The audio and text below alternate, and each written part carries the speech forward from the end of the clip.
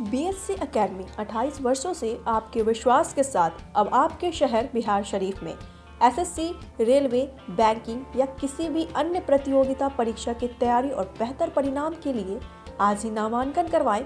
नामांकन के लिए कॉल करें 8252780981। इसमें कोई ताज्जुब आश्चर्य की बात किसी को होनी नहीं चाहिए। मुख्यमंत्री नीतीश कुमार जी को सिर्फ एक ही रास्ता आता है, वो है लाठी चलाना। जब शिक्षक आवाज उठाते हैं अपने उचित अधिकारों को लेकर तो उन पर लाठियां चलाई जाती हैं। जब के समर्थक हैं या नहीं?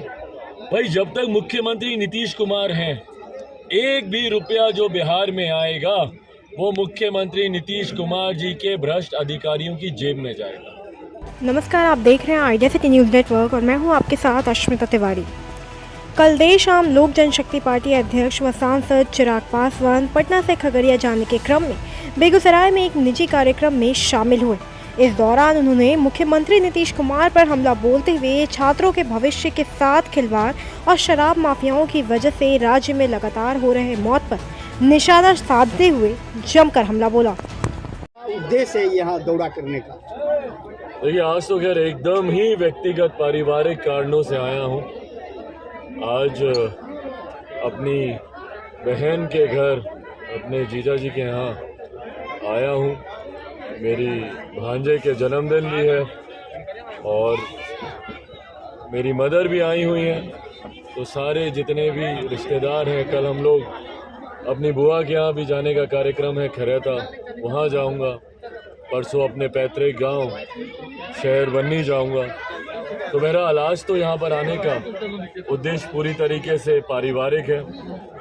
काफ़ी समय से पिताजी के निधन के बाद से बुआ के घर, यहाँ पर अपनी फुफेरी बहन के घर हम लोग आए नहीं थे उसके बाद से। तो इसीलिए आज बस उनसे मुलाकात करने और इसी बहाने तमाम जो आसपास के गांव के लोग हैं उन सब से भी भेंट मुलाकात करने का उद्देश्य है। नीतीश कुमार के द्वारा बिहार में जो शराबबंदी कानून में ना ही तो सुधार किया जा रहा है और ना ही उसे हटाया जा रहा है, फिर भी बिहार में शराब की नदियां बह रही है। आपके द्वारा जो कल से जो आंदोलन किया जा रहा है, इस आंदोलन के माध्यम से क्या मांग है आपका? भाई, यही मांग है कि मुख्यमंत्री निकले अपने हवा महल से, अपने शीश महल से बाहर आएं और आकर देखें कि भैया जहरीली शराब से पीड़ित परिवारों का क्या हाल हो रहा है, जिनकी मृत्यु हुई। आप बोलते हैं महिला के लिए आपने कानून बनाया। आज अगर कोई रो रहा है तो महिलाएं रो रही हैं। किसी ने अपना पति खोया, बेटा खोया, भाई खोया और बाकी की महिलाएं इस डर में जीवन बिता रही हैं कि पता नहीं कब किसके परिवार में क्या घटना घट जाएगी। हकीकत तो है भैया, जो आपने बोला शराब की नदियाँ बह रही हैं, होम डिलीवरी हो रही है शराब की। जहरीली शराब के ठेकेदारों ने जिले में ही नहीं पंचायत में अपनी जड़ें जमा ली हैं। खुलेआम शराब की बिक्री हो रही है और उस पर मुख्यमंत्री नीतीश कुमार जी सोचते हैं कि भैया बंद कमरे में एक शपथ पढ़वा देंगे तो शराबबंदी कानून लागू हो जाएगा। आजकल उनको शराबबंदी के अलावा कुछ दिखता नहीं। बिहार में किसी और समस्या का वो जिक्र करते नहीं, पर शर्म की बात यह है कि इतना करने के बाद भी शराब बिकनी बिहार में बंद नहीं हो रही है। पूरी विफलता का जिम्मेदार सिर्फ और सिर्फ मुख्यमंत्री नीतीश कुमार है। और जितनी मौतें हुई हैं, और उनको मैं मौतें नहीं हत्याएं मानता हूँ, जो कि मुख्यमंत्री नीतीश कुमार की गैर व्यवस्था की वजह से हुई हैं, उन हत्याओं के जिम्मेदार मुख्यमंत्री नीतीश कुमार। इसके समर्थक हैं या नहीं?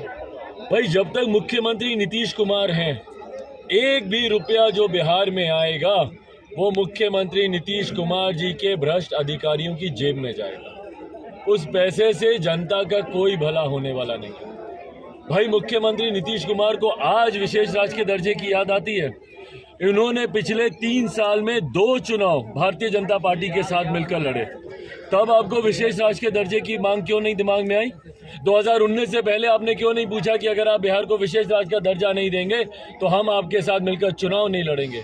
2020 के चुनाव में क्यों नहीं मुख्यमंत्री नीतीश कुमार ने बोला कि अगर आप विशेष राज्य का दर्जा नहीं देंगे तो हम आपके साथ मिलकर चुनाव नहीं लड़ेंगे? जब आप महागठबंधन छोड़कर रातों रात जब आप एनडीए गठबंधन का हिस्सा बने थे तो उस वक्त आपने शर्त क्यों नहीं रखी थी कि भैया विशेष राज्य का आप दर्जा नहीं देंगे तो हम महागठबंधन छोड़कर एनडीए में नहीं आएंगे? झुनझुना विशेष राज्य के दर्जे को इन्होंने झुंझुना बना के रखा हुआ है। ये सोचते हैं कि बिहार की जनता को ये झुंझुना दिखाएंगे और बिहार की जनता हमको अपना वोट देती रहेगी। भैया कब तक? आप पहले ये बताइए कि जितनी राशि केंद्र सरकार आपको देती है, आप ही की डिप्टी सीएम साहिबा ने बोला है ये कि केंद्र सरकार विशेष राज्य के दर्जे से ज्यादा राशि राज्य सरकार को दे रही है। हमारे प्रधानमंत्री आकर पहले ही हजारों करोड़ की घोषणा करके जा चुके हैं, तो उस पैसे का क्या हुआ? पहले ये जवाब मुख्यमंत्री नीतीश कुमार दें। बप्पी लहरी जो गायब थे, उनकी मौत हो गई है, उसके मौत पर नहीं, बिल्कुल उनके लिए हम लोगों ने आज सुबह एक श्रद्धांजलि सभा भी रखी थी, 2 मिनट का मौन। बप्पी लहरी जी ना सिर्फ संगीत के क्षेत्र में, पर मुझे लगता है कि कला के क्षेत्र में उन्होंने जो एक अमिट छाप अपनी छोड़ी है, एक संगीतकार के तौर पर ही नहीं बल्कि एक गायक के तौर पर भी। और उनकी जो एक अनोखी आवाज़, और ये उन दिनों की बात है जब अलग आवाज़ों का चलन इतना ज़्यादा नहीं था, पर उसमें भी उन्होंने जो एक अपनी अलग पहचान बनाई संगीतकार के तौर पर, गायक के तौर पर, मुझे लगता है उन्होंने हर किसी के जीवन में कम ज़्यादा ज़रूर अपना प्रभाव छोड़ा है। उनके जाने से ना सिर्फ कला के क्षेत्र में बल्कि मुझे लगता है पूरे देश के हर एक व्यक्ति के जीवन में उनके जाने से जो कमी महसूस हुई है, उसकी भरपाई शायद ही कभी कोई दूसरा कर पाएगा। भगवान उनकी आत्मा को शांति दे, ये प्रार्थना करता हूँ। उसको किस रूप में आप देखते हैं? बहरहाल इसमें कोई ताज्जुब आश्चर्य की बात किसी को होनी नहीं चाहिए। मुख्यमंत्री नीतीश कुमार जी को सिर्फ एक ही रास्ता आता है, वो है लाठी चलाना। जब शिक्षक आवाज़ उठाते हैं अपने उचित अधिकारों को लेकर तो उन पर लाठियां चलाई जाती हैं। जब छात्र अपनी आवाज़ उठाते हैं तो उन पर लाठियां चलाई जाती हैं। अभ्यर्थी अपनी आवाज़ उठाते हैं तो उन पर लाठियां चलाई जाती हैं। हाल फिलहाल में आप लोगों ने देखा होगा, निरंतरता में आरआरबी एनटीपीसी के छात्र हों, उन पर लाठियां चलाई गई। एसटीईटी के छात्र निरंतरता में अपनी मांगों को लेकर प्रदर्शन कर रहे हैं, उन पर लाठियां चलाई जाती हैं। 19 लाख रोजगार का वादा कर ये सरकार आई थी। आज अगर इन्होंने 19 आदमियों को भी रोजगार दिया होगा तो बहुत बड़ी बात होगी। तो मुख्यमंत्री नीतीश कुमार जी बिहार की जनता की आवाज़ को दबाने के लिए, उनके अधिकारों को रौंदने के लिए निरंतरता में लाठीचार्ज करवाने का काम करते। कल हम लोग तमाम इन मांगों को लेकर ही सड़क पर उतरे थे, भले वो रोजगार से जुड़ा हुआ विषय हो या बालिका सुधार गृह में जिस तरीके से छोटी छोटी बच्चियों के साथ उनको देह व्यापार में घसीटा जाता है। और दुख की बात तो तब है कि वो जिस इंचार्ज का नाम लेती हैं उनको 24 घंटे के भीतर ही आप क्लीन चिट दे देते हैं। तो इन तमाम मांगों को लेकर अनुसूचित जाति जनजाति पर जिस तरीके से पिछले कुछ महीनों में अपराध की घटनाएं बढ़ी हैं, अगर आज की तारीख में अगर आप आंकड़े देखें तो लगभग 60-65% अनुसूचित जाति वर्ग से आने वाले लोगों की हत्या, अपहरण, उनके परिवार की बच्चियों का बलात्कार, ऐसी दुर्भाग्यपूर्ण शर्मनाक घटनाएं हाल फिलहाल के दिनों में उसमें बढ़ोतरी हुई है।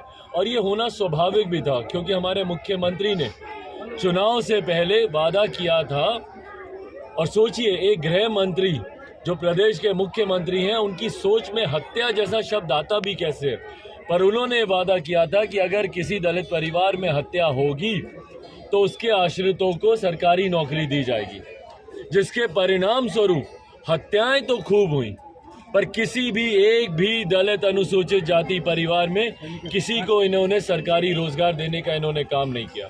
रोजगार देना तो दूर, हमारे बच्चों को अंबेडकर छात्रावास से निकाल कर इन्होंने बाहर सड़क में फेंक कर उनका जीवन, उनका भविष्य अधर में लटकाने का काम किया।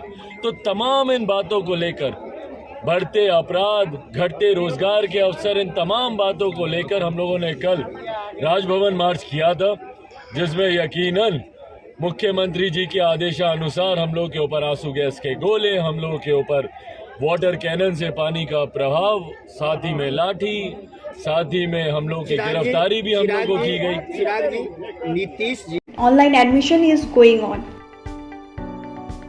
अपने बच्चों के नामांकन हेतु लॉग इन करें www.rpsbiharsharif.com।